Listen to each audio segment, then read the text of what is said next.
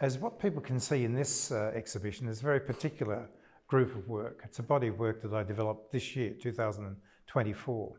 And the two things that I'm really looking at technically, from where I sit in the studio, the two things I was really looking closely at were, first of all, this idea of solid colour. In ceramics, solid colour is surprisingly hard to get. The colour that I use is underglaze, and technically solid colour, where you have one even block of colour running across the pot, is a little bit tricky to get. And I was combining that, as I said, there's two things I'm trying to get in the exhibition, combining that with the idea of the detail. So one of solid colour, one of detail. And you can see in this work up here, the one of the kookaburra, the solid colour has also been broken up with dots. We can see these turquoise dots against a vermilion background. But the other thing that's revealed when you come up and you look more closely at that kookaburra is the detail of the bird itself. And that's also equalled in the panels, the reserves, the decorative sections of patterning, and most of which is botanical. But nearly all of it is based on either William Morris, the famous English designer, or William Kilburn, who's slightly lesser known, more 18th century than Morris being 19th century designer, both of whom worked intensively from the botanical world.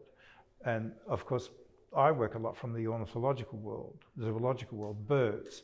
Basically, in this exhibition, a collection of plates. All of these are plates. The forms are blank canvases, plate-shaped, round portraits of birds. And the birds inhabit these plates by perching on them. They're within these as in their environments. But as a viewer, you can look at the environment and you can find all sorts of things going on in the environment. They're patterned, but they're also broken up into areas. They're fragmented. And as we all know from our environment we live in more broadly, particularly here in Australia, this is a problem with the natural environment. It's getting broken up by either development or biological degradation or environmental impact. So those things are work in my ceramics. They're ideas that I dwell upon and I express them in these plates. You don't need to know any of that to look at the plate though. The viewer can walk in here and say, I like that. The colours speak to me. I love that pattern. I like those plants. I love that bird. We used to have one as a pet. That is enough for me, that connection that comes from the viewer to the work. If you look at these two, for example, the connection here, for me as the maker, is that these are both images from a very, very early depiction of Australian ornithological specimens, published in 1794. Sowerby's Zoology of New Holland. And these two birds, the ground parrot, and this one here, which is an eastern rosella, represented in classic sort of 1760s style. The birds are sort of in these odd poses, one sort of glued to a stick, and the other one sort of exploding upwards from the ground. Both these birds look rather stiff. Well, they are, because they're based on copper plate, hand-engraved black and white illustrations for this early book, 1794, as I mentioned. And the artists that did those pictures never would have seen those birds alive. They would have seen a dead one lying on the table, stuffed or, desiccated, dried out with the feathers and so forth, arranged perhaps in a particular way. So this is a fascinating way of the apprehension of the environmental world through scientific study, sharing of that knowledge, these things becoming documented, delineated, depicted, and here transferred into these works. And just looking at these two, again, you can see in the background these elements of patterning, because the patterns are also based on the natural world. This one, William Morris, this one, William Kilburn. And both of them, if you look at the detail in these works, you see there's real abstraction here, but there's a natural source for it, either in a botanical specimen. In the Kilburn, there's even coral has been mixed in with the plant life, so the land and the sea meeting.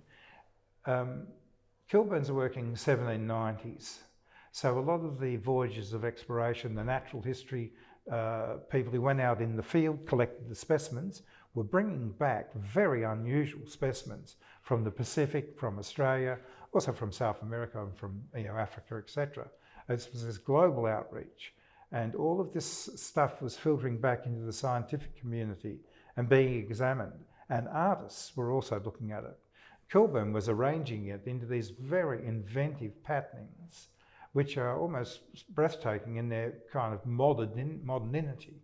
The abstraction of them, the truncation of geometry, the arrangement, the combination of things, it's quite audacious.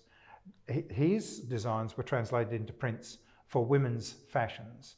And this is what a highly dressed, expensive, very, very stylish woman would have worn a top or a dress or a skirt or something like that, incorporating these very rich pieces of fabric, usually printed cottons or woven, that he did the designs for.